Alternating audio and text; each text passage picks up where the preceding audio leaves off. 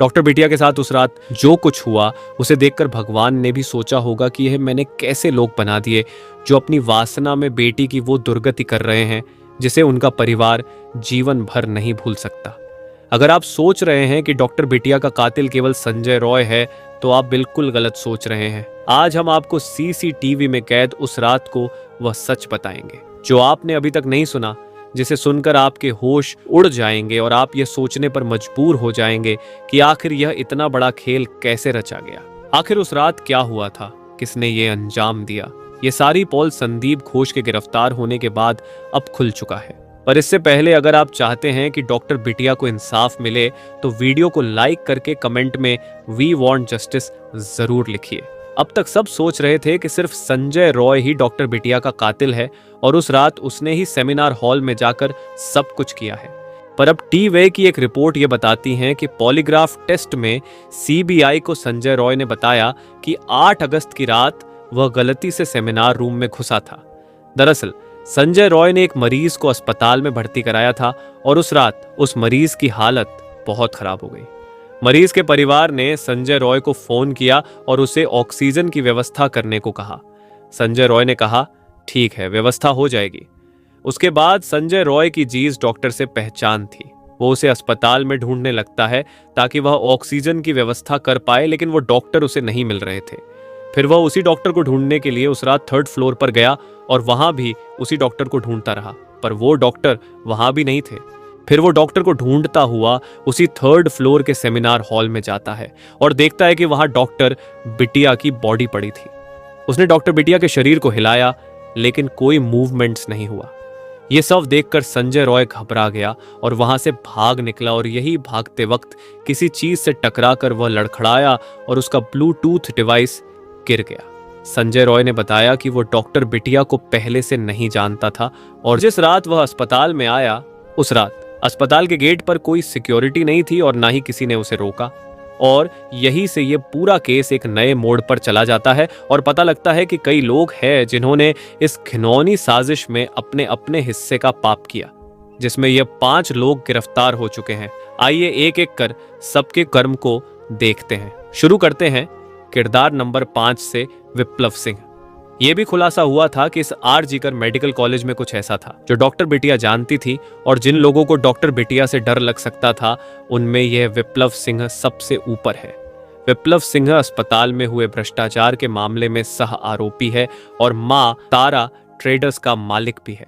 इस मामले में एफआईआर भी मां तारा ट्रेडर्स के नाम से दर्ज की गई है। बताया जा रहा है कि इसके पिता मेडिकल कॉलेज में काम कर चुके हैं। उसने अपने पिता के संबंधों का फायदा उठाकर पहले अस्पताल में पोस्टर बैनर बनाना शुरू किया, फिर दवाइयों की सप्लाई का काम शुरू कर दिया।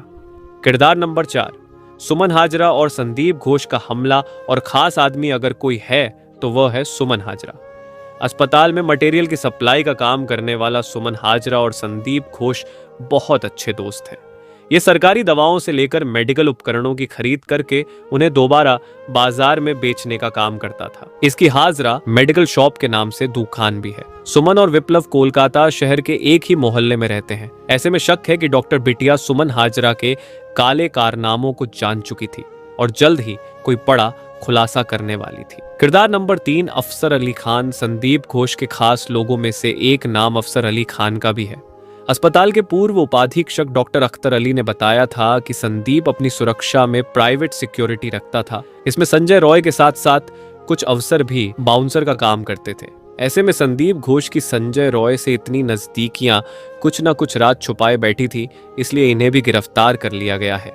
किरदार नंबर 2, संदीप घोष।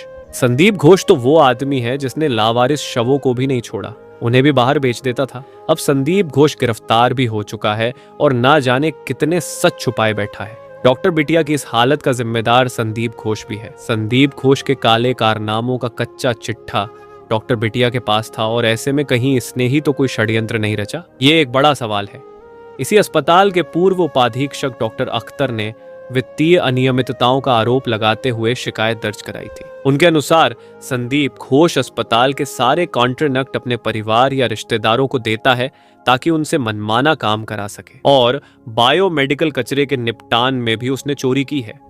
लोग यहां तक नाराज है कि 3 सितंबर को कोलकाता के आर जीकर मेडिकल कॉलेज के पूर्व प्रिंसिपल संदीप घोष को भीड़ में से एक व्यक्ति ने थप्पड़ मारने की कोशिश की जब सीबीआई घोष को अलीपुर कोर्ट में पेशी पर लाई थी। प्रदर्शनकारियों ने घोष को देखकर चोर चोर के नारे लगाए और फांसी देने की मांग की। किरदार नंबर 1, संजय रॉय। कोलकाता में हुए डॉक्टर रेप और मर्डर केस में संजय रॉय मुख्य आरोपी है।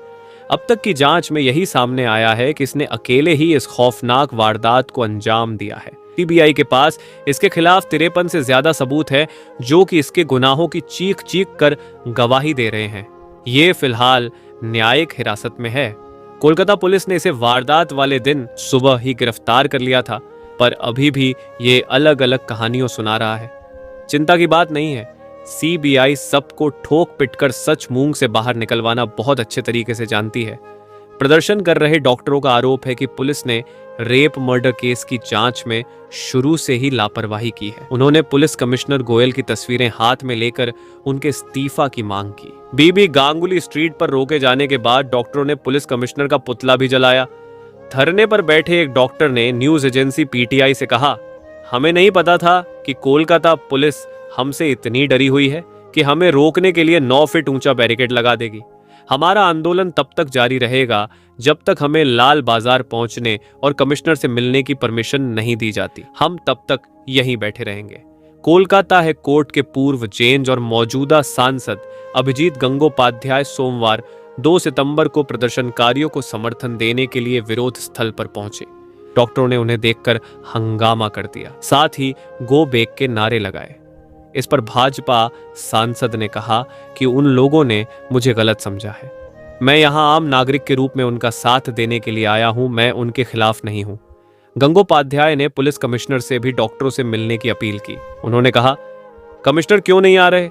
ये प्रदर्शनकारी डॉक्टर हैं, गुंडे नहीं हैं। नए कानून के हिसाब से क्या कोलकाता के दोषी को 10 दिन में फांसी हो जाएगी? दरअसल पश्चिम बंगाल विधानसभा में मंगलवार को एंटी रेप बिल पास हो गया। नए कानून के तहत रेप केस की 21 दिन में जांच पूरी करनी होगी। इसके अलावा पीड़ित के कोमा में जाने या मौत होने पर दोषी को 10 दिन में फांसी की सजा होगी। भाजपा ने भी बिल का समर्थन किया है। इसे अपराजिता महिला एवं बाल विधेयक 2024 नाम दिया गया है। अब इसे राज्यपाल के पास भेजा जाएगा, उसके बाद यह राष्ट्रपति के पास जाएगा। दोनों जगह पास होने के बाद यह कानून बन जाएगा। जैसा कि संजय रॉय ने अपनी कहानी में बताया है कि वह उस रात एक डॉक्टर को ढूंढता हुआ सेमिनार हॉल में पहुंचा था, पर वहां बॉडी पहले से पड़ी थी। पर सीसीटीवी कुछ और ही बयां कर रही है। वारदात वाले दिन का सीसीटीवी फुटेज मिला है, जिसमें आरोपी संजय रॉय की घटना स्थल पर मौजूदगी साफ तौर पर नजर आ रही है। सीसीटीवी फुटेज में वह सेमिनार हॉल की तरफ जाता हुआ दिख रहा है। फुटेज में नजर आ रहा है कि संजय जब सेमिनार हॉल में घुसता है तो उसके गले में ब्लूटूथ है, जबकि जब वह वहां से बाहर निकलता है तो उसके गले में कोई ब्लूटूथ नजर नहीं आता। ये वही ब्लूटूथ है जिसे पुलिस ने घटना स्थल से बरामद किया है। ऐसा पहली बार है जब इस घटना के पुख्ता सबूत रिकॉर्ड पर मिले हैं। ये सीसीटीवी फुटेज 9 अगस्त की देर रात 3 से 4 बजे का है। इसमें संजय रॉय आरजीकर अस्पताल में नजर आ रहा है। इस सीसीटीवी फुटेज के आधार पर ही संजय को गिरफ्तार किया गया है। दोस्तों, आपको क्या लगता है डॉक्टर बिटिया का असली कातिल कौन है? कमेंट में जरूर बताइए। साथ ही चैनल में पहली बार आए हैं तो चैनल को सब्सक्राइब भी जरूर करके रखें, ताकि आने वाला वीडियो का नोटिफिकेशन आपको समय पर मिल सके। वीडियो को अंत तक देखने के लिए धन्यवाद।